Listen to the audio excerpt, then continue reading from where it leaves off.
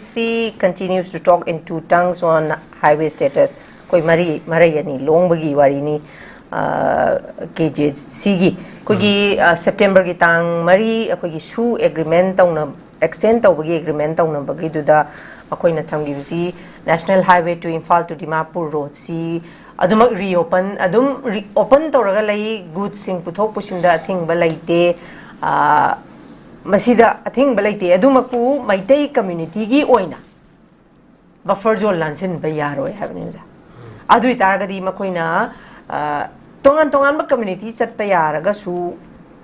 hai ba maitai community chat pa yaragadi ojana kalamarom da khoisi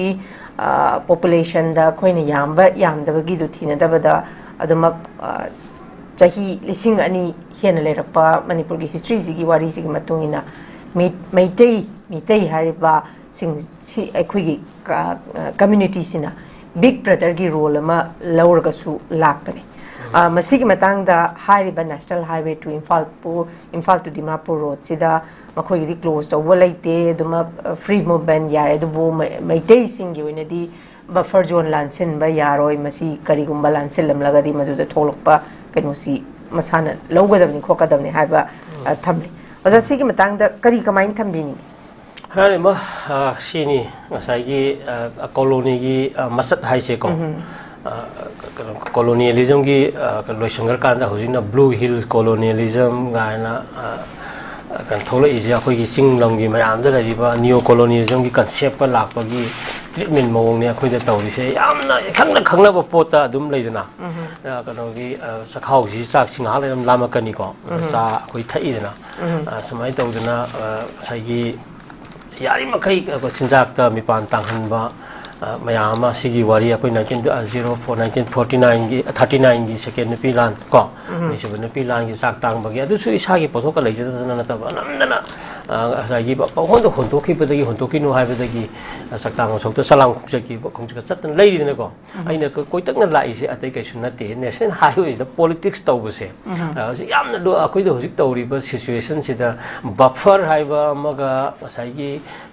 kano buffer zone ni haibam ga adagi highway haiba ani si kano khoi politics tawri ba si sina maitei da parata bi ni ga sahi ahum sida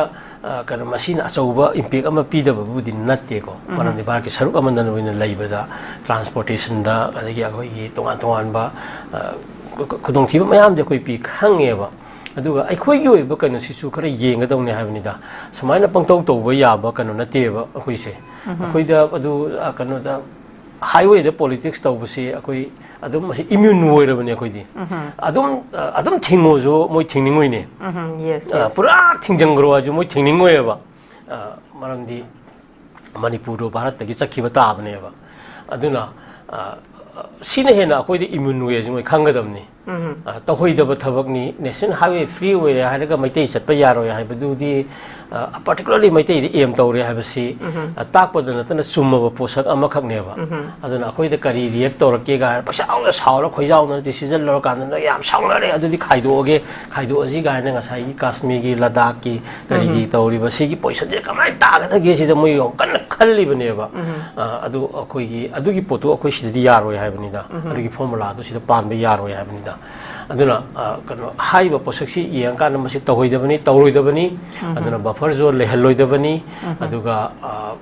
hariba highway sida kogi posaktang khara chatpa yaba natana kana maitei se chatpa yahangadabani maitei sum chatpa yadabasina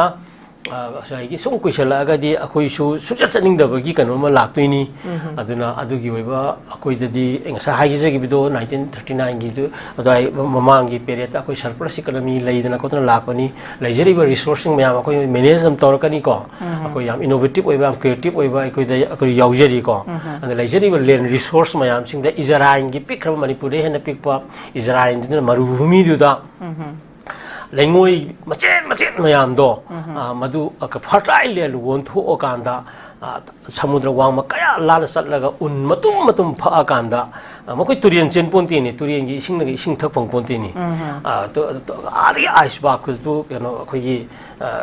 इसिंग मोन थोला कांदा वा water system तौरी मिने अदुना मालेंगी ओरिबा खुसु कुलाइगी middle east नमहत पद नतना चिंजाक त करीदा apa puthokdana lairi mayam se akoi lau samong kharana manipur me akoi di loi hing puthokpa ya matam ni hosiki jafra ne ga tawriba magi samudra gi mathak ta na ta alaiba makan makan gi ngasai gi kano gi production level je asi hoina akoi adum kan aware we ga hingjaba ya ba akoi am enough position lai ko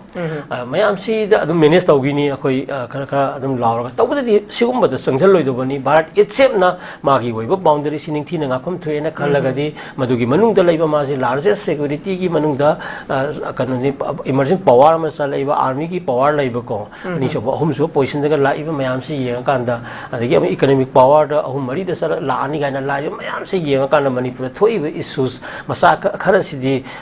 yam na laiba pot amani haiba si malengi miyam na khangi akoi na su khangi bar ki miyam na su khangi aduga masi tawdri bagi maram sina थोई इरांग से भारत सरकार थोन बनी है मयक सेंगी है मसी ओपन सेक्रेट ओइरबदबनी इन द मीन टाइम अखोगी ओइबा आइना आमतेना अपील तवसे मालेंगी ओइबा रिवोल्यूशन बु ओइरो इवोल्यूशन बु ओइरो रिफॉर्मेशन बु ओइरो पार्टिसिपेशन ऑफ द इंटेलेक्चुअल्स को एंड द एकेडमिशियंस मयाम सिंग असिगी रोल से याम सावी अदना हौजिकी लेरिबा सो फार तकोई सिदा एकेडमिक्स नत्र एकेडमिशियंस नत्र इंटेलेक्चुअल्स मैम सिंग असिना यामना पर्टिकुलरली लेरिब सिचुएशन मैम से मागी कनोदा अखोई फजन स्टडी तहोनिंगी Bharat itself as the largest democracy मगी मिंग द मणिपुर सथरिबा याम डिमोनिक ओइबा याम ड्रैकोनियन ओइबा कनो मैम सिंग सिजु नैना हनिंगी इन द मीन टाइम अदु मालेंगी मैम द खंगन बदनतना भारत इट्सेल्फ की अथॉरिटी द मसी तहुम थोकदा पोलमनी कॉन्स्टिट्यूशन की लेरिबा incompatible with the contents of the constitution को मैम कनो एजुकेशन पीदना मखोगी साइड की सेक्शन सिंग सेसो खरना नत्रगा मियाम खरना मेरा पाइबी खरना सम लाउबदो नतब अमोंगदा से लॉयर्स अखोगी डेन ऑफ लॉ नि दे हार कन लॉ द यादब मैम दुगी उकिन खरबदी थोपो उइको अदु पर्टिकुलरली से कम्युनिटी एज अ कनोगी कनो एडवोकेट मैम की कम्युनिटी की नत्रगा इंटेलेक्चुअल मैम की अरे ओजा मैम की कनो सिदगी यादब पोट मैम दुदी हाइबा हाइबगी शक्ति लेब ग्रुप खरज थोनिंगी हाइबनिदा माना नाकल मियाम की नुआइनब नत्रगा करिगुम गातंग इंटरटेन तवी वंगांग दु नतबा आइना लयो पोजिशन जी करिनो आइना लयो ओजानी ओजा मयाम की कम्युनिटी दु नमागे तोलो की करिगी एमजे नुंजेन की वारी मयाम दु की मतकता सोसाइटी व खुनाई सिगी ओइना करि अखोई पुंजल कांदा करि करि लबम थोई गाइना को अदोम दगा लेरिब पोट मैम लेदना अदुना सिगी कनो सी कांदा एकेडमिशियन सिंग इंटेलेक्चुअल सिंग देन लॉयर सिंग मैम सिंग असिना साइगी हुजिक लेरिब भारत की अथॉरिटी ना तौरिबा अदुगा भारत की सिटीजन की मनुंग लेरिब कम्युनिटी मैम तौरिबा कॉन्स्टिट्यूशन की वांग चलिब लोंचत मैम से आइडेंटिफाई तौर कांदा कनो खंगन मोइद मदु यादे ना खंगन बा यादगना याद्रे हायो मालेंगी मियाम दा इंटरनेशनल लॉ सु लेरिदना अचो अचो मालेंगी प्लेटफॉर्म सु लेरिदना सिगी लेबियन द वर्क तौबगी मतम ओई हाइबसे आई थमजनिंगी स्वाइदा अखोई मसेन पंगांग दंगानबा पलांग लांगनबा अदुगा अखोई मसेन नमथनबा होनबा अदुगा अखोई मसेन कितंग कनो लेदना इवन अखोई टीवी दंगांग जी इंगना तमना सजेशन तौर ngang bujingji amata bharian oidamni keno sakat sankat laga ngang khut thangkat laga law buduna bharian oilaktuine ba adu tari ba miduna saw mawon pal le haira kanda ani dugi mari du karino hamda adu mayam dugi ki yeng kanda akhoi gi oiriba keno mayam je consciousness ki level je kitang suggestive oiba keno mayam da khoi changmina ra kanda khara khara amuk su aina chairiba midu aiga su tinaba ya ba gi lambi ma leidana yakmina ga dawne ba aduna si mayam sigi yeng kanda haujik se reality da what is highway karino highway achong mai ek lung rul leijari bani highway se free zone oi ga bani masi ohendra ga di concern kana mayam sing sin document tor kanda adi hujik laiba hujik kano yalam jo high griba ngarang na han ta sete bari kano da koi gi su extension tawra matung da hujik keno oi kari gi factor mayam na highway da hujik kano da sat pa yar mai te sat pa yar ga si ground rules ta laiba principle mayam jing do loi thugai ra bani ba masi chap chap wai do court tor ga document tor ga ma tor si har kanda everyday moi ngang dui ne ba maram di moi di fully kano akoi civilized way da ba ma gi gan taw gyang taw bum yok salak pani ne ko madu akoi na phajana document tor ka na matam sana moi gi sahi da ngai ju yani tham manung gi moi gi wangang wahai wata ek nung tawri mayam ngang han hui ngasi du hala sun mo sen hala ba akoi da Meitei ꯈꯛꯇꯒꯤ ꯅꯠꯇꯦ ꯑꯃꯣꯟꯗ ꯃꯃꯜ ꯃꯁꯦꯟ ꯍꯥꯠꯅꯔꯁꯨ ground ꯊꯨ ꯍꯥꯏꯕꯅꯦꯁꯦ ꯑꯩꯈꯣꯏ ꯈꯪꯒꯗꯧꯅꯦꯕ ꯑꯗ ꯁꯤꯒꯨꯝꯕ ꯃꯌꯥꯝꯁꯦ ꯄꯨꯂꯤ document ꯇꯧꯔꯒ ꯃꯥꯒꯤ ꯏꯕꯤꯗꯦꯟꯁ ꯃꯌꯥꯝ ꯐꯣꯇꯣ ꯀꯔꯤꯒꯤ ꯃꯌꯥꯝꯒꯁꯦ ꯂꯧꯔ ꯐꯖꯅ ꯇꯧꯔ ꯊꯥꯒꯤ ꯑꯗꯨꯝ ꯁꯕꯃꯤꯠ ꯇꯧꯕ ꯃꯥꯂꯦꯝꯒꯤ ꯃꯤꯌꯥꯝꯗ ꯁꯨꯝ ꯇꯧꯕꯗꯁꯨ ꯑꯗꯨ ꯁꯥꯖꯟꯕꯗꯤ ꯌꯥꯎ ꯌꯥꯗ꯭ꯔꯦ AI ꯀꯥꯏꯅ ꯑꯥꯔꯇꯤꯐꯤꯁꯤꯌꯦꯜ ꯏꯟꯇꯦꯂꯤꯖꯦꯟꯁ ꯂꯥꯛꯑꯒ ꯑꯩꯈꯣꯏꯅ ꯃꯗꯨ ꯃꯥꯅꯕꯅꯤ ꯀꯥꯏꯅ ꯍꯧꯖꯤꯛ ꯑꯩꯈꯣꯏꯁꯨ ꯈꯔ ꯇꯧꯔꯣꯏꯗꯧꯕꯅꯤ ꯁꯤ ꯌꯥꯝ ꯅꯦꯝꯅ ꯊꯕꯛ ꯇꯧꯔꯣꯏꯗꯧꯕꯅꯤ ꯑꯩꯈꯣꯏ ꯃꯩꯇꯩꯒꯤꯁꯨ ꯍꯩꯁꯤꯡꯕꯁꯤꯡ ꯃꯥꯂꯦꯝꯁꯤ ꯌꯥꯝꯅ ꯀꯩꯅꯣꯅꯤ ꯇꯞꯅ ꯑꯗꯨꯝ ꯑꯩꯈꯣꯏ ꯌꯥꯝ ꯂꯥꯜꯂꯝꯕꯗ ꯆꯨꯝꯃꯛꯏꯗꯅ ꯑꯗꯨꯅ ꯁꯤꯒꯤ ꯃꯌꯥꯝꯁꯦ ꯑꯩꯈꯣꯏ 33ꯗꯒꯤ ꯁꯀ꯭ꯔꯤꯞ ꯂꯩꯖꯔꯒ ꯂꯥꯛꯄ ꯄꯨꯋꯥꯔꯤ ꯄꯨꯋꯥꯔꯤ ꯂꯩꯖꯕ ꯔꯣꯌꯦꯜ ꯀ꯭ꯔꯣꯅꯤꯀꯜ ꯂꯩꯖꯕ ꯃꯌꯥꯝꯁꯦ ꯌꯦꯡꯉꯨꯔꯀꯥꯟꯗ ꯑꯩꯈꯣꯏꯅ how to deal the people or state other communities ꯑꯗ ꯅꯥꯏꯕꯔꯍꯨꯗꯁꯦ ꯈꯤꯇꯪ ꯁꯤꯚꯤꯂꯥꯏꯖ ꯑꯣꯏꯅ ꯇ꯭ꯔꯤꯠ ꯑꯗꯨꯝ ꯇꯧꯅꯤꯡꯉꯤ ꯇꯧꯕ ꯃꯇꯝꯁꯤꯗ ꯑꯩꯈꯣꯏꯅ ꯂꯩꯔꯤꯕ ꯁꯦꯛꯁꯟ ꯈꯨꯗꯤꯡꯃꯛꯅ ꯉꯁꯥꯏ ꯃꯃꯥꯡꯗ ꯍꯥꯏꯖꯈꯤꯕꯗꯣ ꯃꯥꯒꯤ ꯔꯣꯜꯁꯤꯡꯗꯣ ꯂꯧꯖꯤ ꯑꯗꯨꯒ ꯑꯩꯈꯣꯏꯗ ꯁꯤꯡꯅꯔꯤꯕ ꯃꯌꯥꯝꯁꯤꯡꯁꯤꯒꯤ ꯑꯣꯏꯅ ꯃꯣꯏꯅ ꯇꯧꯔꯤꯕ ꯏꯜ ꯑꯦꯛꯇꯤꯚꯤꯇꯤꯁ ꯍꯥꯏꯕ ꯇꯥꯔꯦ ꯑꯃꯗꯤ ꯏꯂꯤꯒꯦꯜ ꯑꯣꯏꯕ ꯄꯣꯠ ꯃꯌꯥꯝꯁꯦ well document tauji with most authenticated documents ko kana to be supported adu yenga kanda phasabana report to same file tawra kanda yet pa yadaba mongda ngasai gi concern kana singda khoi kana pibo matam oi amai tawduna kana se kholai nongoi pa chaituk pa utup pa katana khoi keno nate ko hiram khuding makta khoi gi nationalism ai project masak khangmina ra kanda khoi gi manipur gi oijari ba furup mayam gi nationalism ko si khoi sustain tawna hotna basina khoi ithongni ha basi thamgi ko yana okay